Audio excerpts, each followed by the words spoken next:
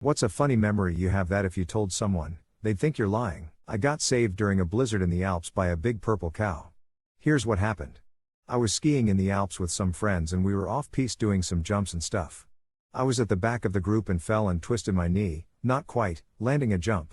Managed to get myself a bit lost as a blizzard set in and I couldn't see shit. Carefully scrabbled around on my dodgy knee for a bit and thought I was about to end up in a fair amount of trouble. Then, out of the snow appeared my purple angel. A purple shape coming out of the blizzard, which as it got closer appeared to be an upright purple cow on skis. Turns out, it was the Milka chocolate mascot, a guy dressed in a purple cow costume on skiing about the hills dishing out chocolate. He skied right up to me and said, "Hey man, you okay? You want some chocolate?" He then skied back to the piste with me and took me to the nearest bar to get a beer. Guess who else is in the bar? My friends, who were getting increasingly concerned that they'd lost me. Milka man dished out some more chocolate to everyone and skied off never to be seen again. Thank you, Purple Cow Angel, you saved me that day and gave me chocolate. I moved to a new city and figured I would go for a drive, get the lay of the land. At a stop sign trying to turn right, looking left at traffic. See my chance and turn right without looking. A pedestrian was crossing in front of me and I hit him, not super hard but hard enough for him to kind of roll up on my hood. He got off and stood up. I rolled my window down and apologized, but he was kind of like Eric Idle in National Lampoon's European Vacation. He kept apologizing, saying it was his fault, just a flesh wound, etc. I decided my sightseeing tour should come to an end after running someone down in the street. I got a little turned around before finding my bearings. I was headed up a hill toward my new place and didn't realize my lane was ending. I didn't see the car in my blind spot and totally cut them off, and our cars very lightly bumped.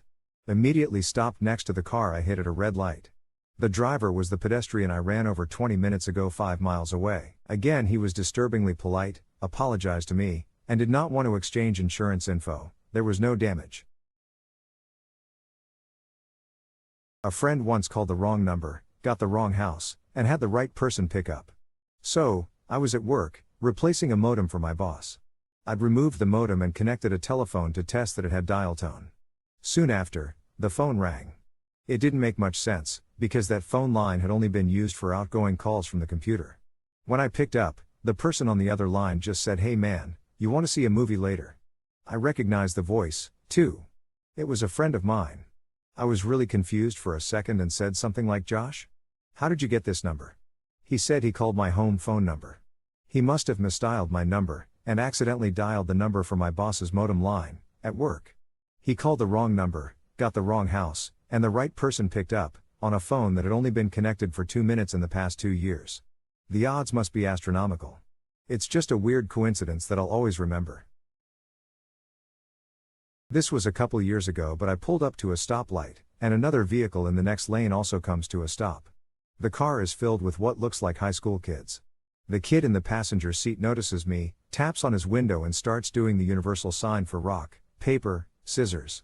I look at the light, which is still red, and immediately think fuck it and play along, so we start. 1, 2, 3, shoot, and we tie. 1, 2, 3, shoot, we tie again.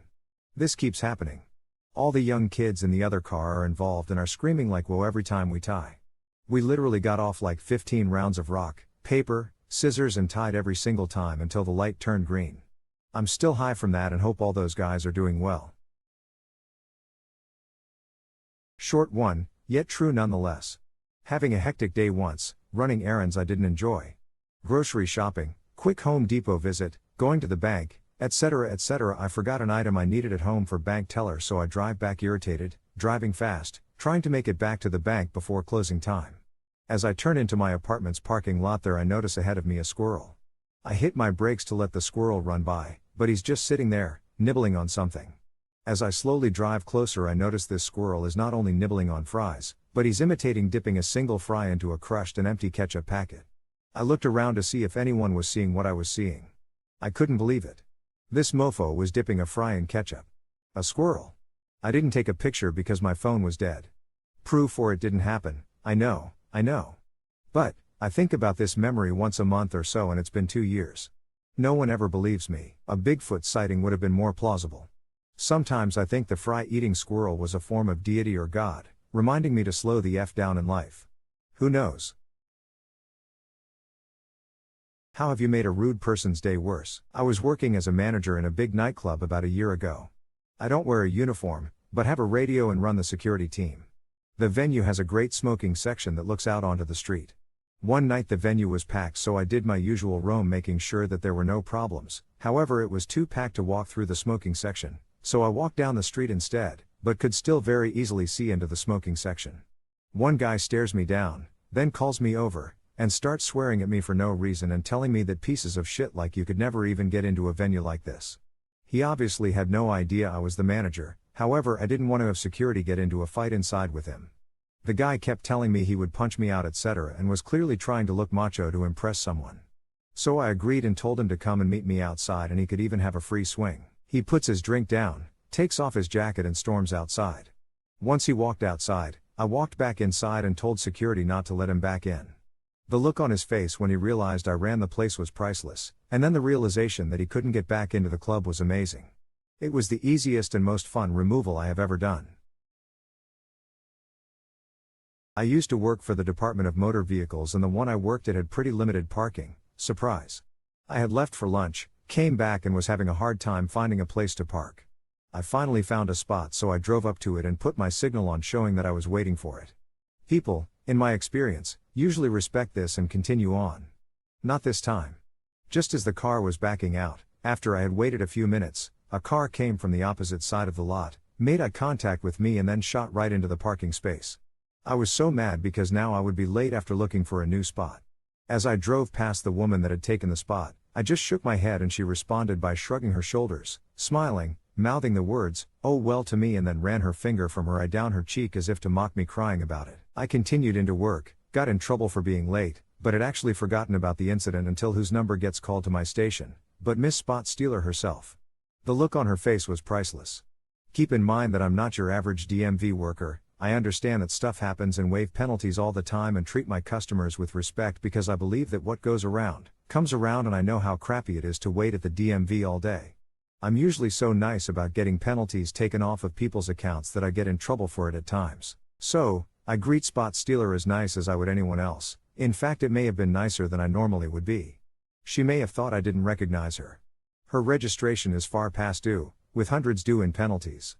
I let her tell me her whole sob story, then finally tell her that she owes in full because she was aware of her due date. She argues it a little until, out of sight from my manager, I mouth the words, "Oh well," and drag my finger from my eye to my cheek, mocking her tears. At that point she puts her head down and proceeds to take out her card and pay the full amount because yes, we do take debit cards. I was sitting in my car taking some photos with my new smartphone while using different settings. Then there was this woman who just stopped at a one-way street with only one lane. So she stands there for like 10 seconds doing nothing.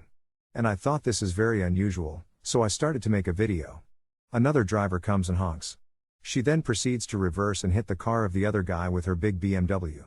4 guys jumped out of the BMW and started yelling at the guy.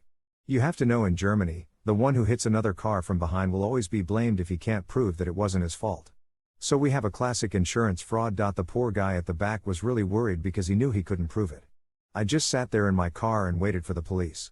Then I went outside and the police started to get the stories. Of course they were 4 against 1 guy. I just stood there and listened to the woman complaining about how this idiot hit her from behind and her brand new car is now damaged. After the police took the statement from both sides and even took my statement, they said there is no chance that 2 versus 4 could prove that he didn't do it. 2 of the guys at the BMW said they didn't know the girl and were pedestrians who saw it. That would increase the credibility. So they made false statements to the police. I then told the police, "Oh wait, there is just one thing," like Columbo style, and said that I got a video of what happened. I showed them to the police and the women and the drivers just stood there with their mouths open. You could not only see how she hit his car but also that the pedestrians were with the women in the car.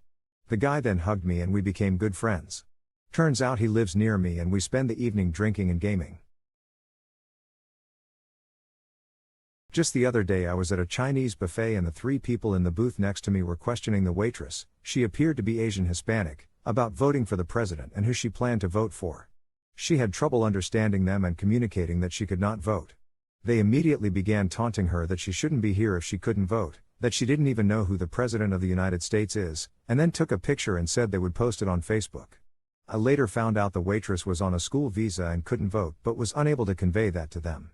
After the waitress walked off, One of the girls at the table, the one who took the pic, looked up and asked me where I worked because I looked familiar. When I replied to the local university in the social work department, she commented that she had recently been in my office to apply to our program, to which I replied, yes, I remember you and I'm also on the admissions committee, followed with a wink. The color drained from her face and she knew she was screwed. Thanks for watching. When you subscribe, make sure to hit the bell for notifications.